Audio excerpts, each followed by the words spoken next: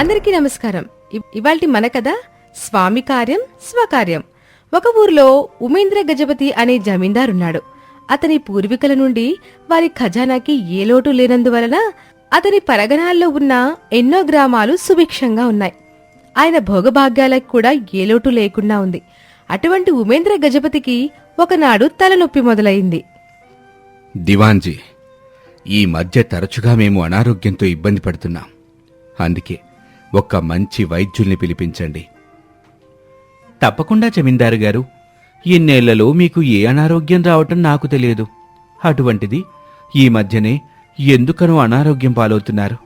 అందుకు కారణం మనం ఖచ్చితంగా తెలుసుకోవాలి అని తమ పరగణాల్లోకెల్లా మంచి వైద్యుడి కోసం కబురు పెట్టాడు. అలా 3-4 మాసాలు గడిచేసరికి 5-6 వైద్యులొచ్చి జమీందారు గారి ఆరోగ్యాన్ని పరీక్షించి వెళ్లారు. కాని ఎవరికి అతని శరీరంలో ఉన్న అనారోగ్యమేమిటో అంతు చిక్కలేదు. అలా అని జమీందారు గారి ఇబ్బంది పోవటం లేదు. దివాన్ గారు, నాన్నగారి అనారోగ్యానికి కారణమేంటో చెప్పగల వైద్యులు మన పరగణాల్లోనే లేరా? ఇప్పటికే ఎంతోమంది వైద్యులొచ్చినా ఆయనకొచ్చిన జబ్బేంటో కనిపెట్టలేకపోయారు. పైగా అడ్డమైన మందులు ఇచ్చి ఆయన నోరుని కడుపుని పాడుచేసి వెళ్తున్నారు. అందుకే చెప్తున్నాను, మరొక్కసారి నాన్నగారి మీద వైద్య ప్రయోగాలు చేసే వైద్యులు ఎవరైనా సరే వాళ్ళని దివాణంలోకి రానివ్వకండి. ఈసారి వచ్చే వైద్యులు సరైన మందులిచ్చి నాన్నగారి అనారోగ్యాన్ని కుదర్చలేకపోతే వాళ్లకి చెరసాల శిక్ష విధిస్తామని చెప్పండి అంటూ యువ జమీందార్ హుకుం జారీ చేయడంతో జమీందార్ అనారోగ్యాన్ని నయం చేయగల వైద్యులు ఎవరూ దొరకట్లేదు.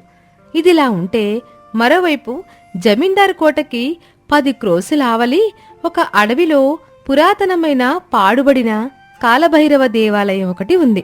ఆ దేవాలయంలో ఉండే పూజారి సదాశివ భైరవుడు. అతను చూడ్డానికి భయంకరంగా మంత్రగాడిలా ఉంటాడు. కాని అతను చాలా మంచివాడు. అతని పూర్వీకుల నుండి అదే కాలభైరవ ఆలయంలో పూజలు చేస్తూ జీవనం గడుపుతున్నారు. ఒకనాడు సదాశివ భైరవుడి కూతురు, నాన్నా, ఇంకా ఎన్నాళ్ళని ఈ పాడుపడిన గుడిని నమ్ముకొని మనం బ్రతకాలి చెప్పు. ఇక్కడికొచ్చే జనం తగ్గిపోయారు. ఈ గుడి మీద ఆదాయం తగ్గిపోయింది. ఒక్కో నెలలో మనం కడుపు నిండా తినటానికి కూడా తిండి ఉండడం లేదు. ఇటువంటి పరిస్థితుల్లో ఈ దేవాలయాన్ని నమ్ముకొని ఉండడం కన్నా పట్నం వెళ్ళి ఏదొక పని చేసుకుందాం నాన్నా. చూడమ్మా చాముండి, మన వంశంలో అన్ని తరాల వాళ్ళు ఈ రోజు వరకు ఏ గుడిని నమ్ముకొని బ్రతికారు. ఇప్పుడు కూడా నేనదే చేస్తున్నాను.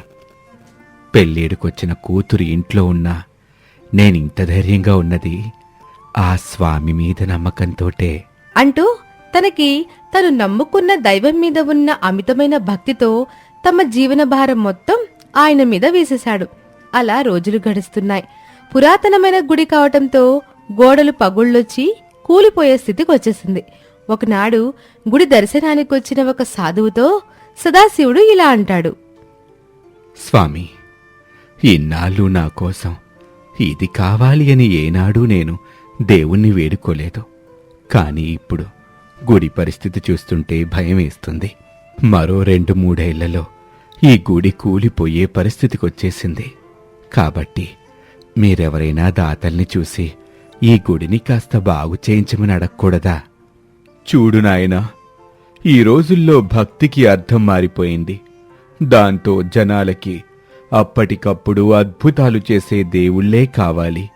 అలాంటి శక్తులు మోసం చేసే మనుషుల దగ్గర తప్ప ప్రాణప్రతిష్ఠ పొందిన దేవాలయాల్లో ఉండవు. కనుక ఇప్పుడు జనం గుడుల కన్నా మఠాలకే ఎక్కువ విలువనిస్తున్నారు. అలాంటి జమానాలో నీకు నేను ఎటువంటి దాతని తీసుకురావాలో చెప్పు అంటూ సర్వం తెలిసిన సాధువు కూడా చేతులెత్తేశాడు. తమ పూర్వీకుల నుండి వస్తున్న గుడి పాడుపడిపోవడంతో అతనిలో దిగులు మొదలైంది. అందుకే ఆ గుడి బాగు చేసే దారి చూపించమని తన దేవుణ్ణి తానే వేడుకునేవాడు. అటు జమీందారు గారి దివాణంలో జమీందారికి ఆరోగ్యం మరీ క్షీణిస్తూ వస్తుంది. సమస్య ఏంటో తెలియని రోగం అతన్ని మంచానికి అంకితం చేసింది. దాంతో జమీందారులో దిగులు మొదలైంది. దివాన్ గారు, నా ఆరోగ్యం బాగుపడుతుందని నాకు అనిపించటం లేదు. ఒకవేళ నాకేదైనా జరిగితే యువ జమీందారికి మన జమీన్ బాధ్యతలు అప్పగించండి. రాణి వారిని బాగా చూసుకోమని నిరంతరం గుర్తు చేస్తూ ఉండండి అంటూ తనకేదో కాబోతుందనే భయంతో బేలమాటలు చెప్పసాగాడు. అలా 1 నెల రోజులు గడిచాయి. ఒకనాడు సదాశివుడికి కలలో సాధువు కనిపించి, నాయనా సదాశివ, నీ ఆవేదన నాకు అర్థమైంది. అందుకే నీ ఆవేదన తీరే సమయం ఆసన్నమైంది. ఇక్కడికి 10 క్రోసుల దూరంలో ఉన్న జమీందారు ఉమేంద్ర గజపతి దగ్గరికి నువ్వు వెళ్ళు. మన గుడి పునరుద్ధరణకి కావలసిన వితరణని ఆయన్ని అడుగు. ఒక్క విషయం మాత్రం మర్చిపోకు. పరిస్థితి ఎలా ఉన్నా సమయస్ఫూర్తితో మెలగటం మాత్రం నువ్వు మరవకూడదు అని చెప్పి మాయమైపోయారు. ఒక్కసారిగా నిద్ర నుండి సదాశివ భైరవుడు లేచి చూస్తే అదంతా కల అని అతనికి అర్థమవుతుంది. అంటే నా సమస్య తీరే దారిని చూపించటానికి నా స్వామి కలలోకొచ్చాడనమాట అని అనుకుని ఆ మరునాటి ఉదయం కూతురికి జాగ్రత్తలు చెప్పి జమీందార్ దివాణానికి ప్రయాణమయ్యాడు. అలా ఒకరోజు మొత్తం ప్రయాణం చేసి దివాణానికి చేరుకున్నాడు. అక్కడికి వెళ్ళాక జమీందారు మనుషులు భైరవుణ్ణి ఆపి, ఏమయ్యా, జమీందార్ గారికి వైద్యం చేయడానికి వచ్చావా? నీలాగే చాలా మంది వైద్యులొచ్చి జమీందార్ గారి ఆరోగ్యాన్ని బాగు చేయకపోగా అడ్డమైన మందులు ఇచ్చి ఆయన నోటిని కడుపుని పాడు చేసి వెళ్తున్నారు. అందుకే నువ్వు చేసే వైద్యం వల్ల జమీందార్ గారికి నయం కాకపోతే నీకు చెరసాల శిక్ష తప్పదు, తెలుసు కదా అని చెప్పేసరికి భైరవుడికి కలలో సాధువు చెప్పిన మాటలు గుర్తుకొచ్చాయి. సమయస్ఫూర్తితో మెలుగు. అందుకే విషయం గ్రహించి పరిస్థితిని బట్టి అల్లుకుపోతూ, తప్పకుండా జమీందార్ గారికి నేను నయం చేస్తాను. నన్ను లోపలికి వెళ్ళనివ్వండి అని అన్నాడు. వాళ్లు భైరవుడిని లోపలికి వదిలారు. అలా అతను దివాణంలో నడుచుకుంటూ జమీందార్ గది వరకు వెళ్లే లోపు అతని బుర్రలో చాలా ఆలోచనలు తిరిగాయి. ఎలాగైనా జమీందార్ అనారోగ్యాన్ని బాగుచేసే ఆలోచనని తనకివ్వమని ప్రార్థిస్తూ వెళ్ళాడు. జమీందార్ గారి దగ్గరకు వెళ్ళాక, చూడటానికి వైద్యుడిలా కనిపించటం లేదు. నీకు నిజంగానే వైద్యం తెలుసా? అవును జమీందారు గారు, నేను ఒక అడవిలో ఒక గూడెంలో ఉండేవాడిని. అందుకే నాకు ప్రకృతి సిద్ధమైన మూలికా వైద్యం బాగా తెలుసు అని జమీందారుని నమ్మబలికి మెల్లిగా అతనికి దగ్గర కావాలంటే ఏం చెయ్యాలా అని అతని మాటల ద్వారా తెలుసుకునే ప్రయత్నం చేస్తున్నాడు. ఆ క్రమంలో జమీందారికి ఉన్న సమస్యలేమిటో సదాశివ రుద్రుడికి అర్థమైంది. అందుకే తన మనసులో, ఈ జమీందారికి ఏ లోపమూ లేనట్టుంది. ఏళ్ల తరబడి తిని కూర్చొని ఏ పని లేకుండా ఉండటం వల్లే అతనికి ఈ విరక్తి భావన కలిగి జీవితం మీద విసుగొస్తుంది. అందుకే ఈయనకి ఉన్నవి లేనివి ఏవేవో రోగాలు గుర్తొస్తున్నాయి. కనుక ఇదే మంచి అవకాశం. ఈ రోగాన్ని అడ్డుపెట్టుకుని నా గుడి నేను బాగు చేయించుకోవాలి అనుకుని పైకి మాత్రం, జమీందారు గారు, మీ సమస్య ఏంటో నాకు పూర్తిగా అర్థమైంది. ఈ వ్యాధిని తంతార ప్రకోపం అంటారు. దీనికి చక్కటి వైద్యం నా దగ్గరుంది. కాని ఈ ఔషధం వాడ్డానికి కొన్ని తప్పనిసరి నియమాలు ఉన్నాయి. నియమాలా? ఏ నియమాలు? ఎలాంటివైనా సరే నేను పాటిస్తాను. నాకు మాత్రం ఈ వ్యాధి తగ్గే తీరాలి, లేకపోతే నీకు దండన తప్పదు అని అనడంతో తనకి అడవిలో ఉన్నప్పుడు తెలిసిన కొన్ని మూలికలు తెప్పించుకొని వాటితో 3 రకాల కషాయాలు తయారు చేశాడు. జమీందారు గారు, ఈ కషాయాలు రాణిగారి చేతుల మీదుగా ఒక్కొక్క పూట ఒక్కొక్క కషాయాన్ని సేవించాలి.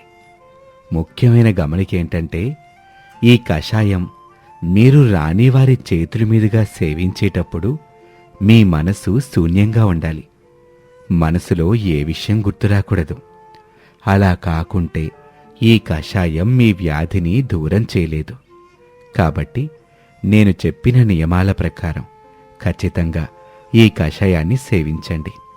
దాంతోపాటు మరో ముఖ్యమైన విషయం, మండలం రోజులు ఈ కషాయాన్ని సేవిస్తూ ఇక్కడ నుంచి 10 క్రోసుల అవతల ఉన్న కాలభైరవుడి ఆలయానికి కాలినడకన వెళ్ళి మీరు దర్శించుకుని వస్తే మండలం రోజు దాటిన మరోనాటికల్లా మీ రోగం పూర్తిగా నయమవుతుంది అని చెప్పాడు.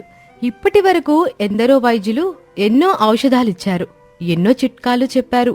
కాని ఇప్పుడు భైరవుడు చెప్పిన విధంగా ఎవరూ చెప్పకపోవటంతో జమీందారు గారికి ఇదేదో ఆసక్తికరమైన ఔషధంలా అనిపించింది. అందుకే ప్రతిరోజు రాణివారి చేతులతో ఔషధం పుచ్చుకొని రుద్రుడు చెప్పిన కాలభైరవ ఆలయానికి వెళ్లి దర్శనం చేసుకుని వస్తూ ఉండేవాడు. 10 రోజులు గడిచేసరికి జమీందారికి ఆరోగ్యం కుదుటపడింది. అది ఆయనకి ఆశ్చర్యాన్ని కలిగించింది. దివాంజీ, నిజంగా ఆ వైద్యుడి వైద్యం చాలా బాగా పనిచేస్తుంది. 10 రోజుల్లోని నాకు చాలా మార్పు కనిపిస్తుంది. మనం అతనికి ఒక మంచి నజరానా ఇవ్వాలి అని అన్నాడు. ఆ మాట విన్న యువ జమీందారు రుద్రుడిని వెతుక్కుంటూ అతను ఉండే కాలభైరవ ఆలయం దగ్గరికి వెళ్ళాడు. అక్కడ భైరవుని కూతురు చాముండిని చూసి మనసు పారేసుకున్నాడు. అదే విషయంగా తన తండ్రికి చెప్పాడు. మంచి నిర్ణయం తీసుకున్నావు నాయనా. అటువంటి హస్తవాసి గల వైద్యుడు మనకి బంధువు అయితే మన భవిష్యత్తు చాలా బావుంటుంది అని అన్నాడు. అందుకే పెళ్లి ప్రస్తావనతో భైరవుడి దగ్గరకు వెళ్ళాడు. అప్పుడు భైరవుడు ఒక్కటే కోరిక కోరాడు. జమీందారు గారు, మీరు కోరిన విధంగా నా కూతురిని మీ ఇంటి కోడల్ని చేయటానికి నాకు ఏ అభ్యంతరమూ లేదు. కాని నాది ఒక చిన్న షరతుంది. తరతరాలుగా మా వంశపారంపర్యంగా ఈ గుడిలో ఉన్న భైరవుణ్ణి మేము సేవిస్తున్నాం. ఈ గుడి జీర్ణావస్థకొచ్చింది కనుక దీన్ని మీరు పునర్నిర్మిస్తే మీకు నయమైనట్టే. ఈ స్వామి సన్నిధిలో ఎంతోమందికి ఎన్నో రోగాలు నయమవుతాయి. మీరా పని చేస్తారా అని అడగడంతో జమీందారికి అది పెద్ద సమస్యగా అనిపించలేదు. అందుకే వెంటనే గుడి పునర్నిర్మాణం పనులు ప్రారంభించాడు. దాంతో సదాశివ భైరవుడు సంతోషంగా తన కూతురికి యువ జమీందారుతో పెళ్లి జరిపించాడు.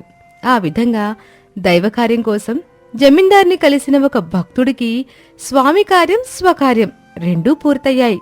ఇది ఇవాల్టి కథ. మరొక ఆసక్తికరమైన కథతో మళ్ళీ కలుద్దాం. మా కథలు మీకు నచ్చితే మా ఛానల్ని వెంటనే సబ్స్క్రైబ్ చేసి మమ్మల్ని ప్రోత్సహించండి. మరిన్ని మంచి మంచి కథలతో మిమ్మల్ని అలరిస్తాం. మా కథల మీద మీ అభిప్రాయాలు కామెంట్లో పెట్టండి. గంటని తప్పకుండా కొట్టండి.